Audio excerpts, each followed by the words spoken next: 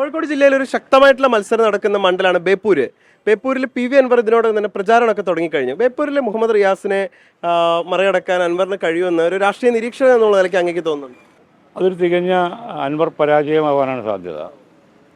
കാരണം ഞാൻ മുഹമ്മദ് റിയാസിനെ സപ്പോർട്ട് ചെയ്യില്ല, പക്ഷേ നമുക്ക് നോക്കിയാൽ കാണാം അത് അങ്ങനെ സംഭവിക്കുള്ളൂ.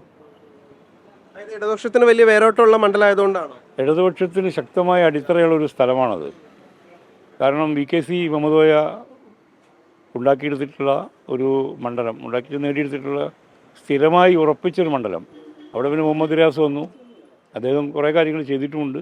അവിടെ അദ്ദേഹത്തിന് നല്ല കോണ്ടാക്റ്റുകളുണ്ട്. അൻവർ പൊതുവെ അവിടെ പുതിയൊരാളാണ്. അൻവർ ചോദിച്ചു വാങ്ങിയതാണല്ലോ അവിടെ മത്സരിക്കണമെന്ന്. അപ്പോൾ വേഗം കൊടുക്കുകയും ചെയ്തു ഇവർ. അപ്പോൾ അത് കണ്ടറിയണം. ഇപ്പോൾ സിനിമയ്ക്കൊപ്പം തന്നെ രാഷ്ട്രീയ നിലപാടുകളും വ്യക്തമാക്കുന്നയാളാണ് ജോയ് മാത്യു. അദ്ദേഹത്തിൻ്റെ ഒരു വിലയിരുത്തലിൽ ഒരു UDF സർക്കാർ ഇവിടെ വരാൻ പോകുന്നു എന്ന് തോന്നുന്നുവെന്നാണ് അദ്ദേഹം വ്യക്തമാക്കുന്നത്.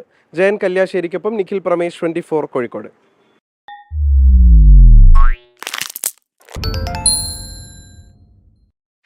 ലോകത്തെവിടെയായാലും ഏത് സമയത്തും 24 വാർത്തകളും ഓഗ്മെന്റഡ് റിയാലിറ്റി പാക്കേജുകളും എക്സ്പ്ലെയിനറുകളും വിശദമായി കാണാൻ ഞങ്ങളുടെ YouTube ചാനൽ നിങ്ങൾക്ക് സബ്സ്ക്രൈബ് ചെയ്യാം.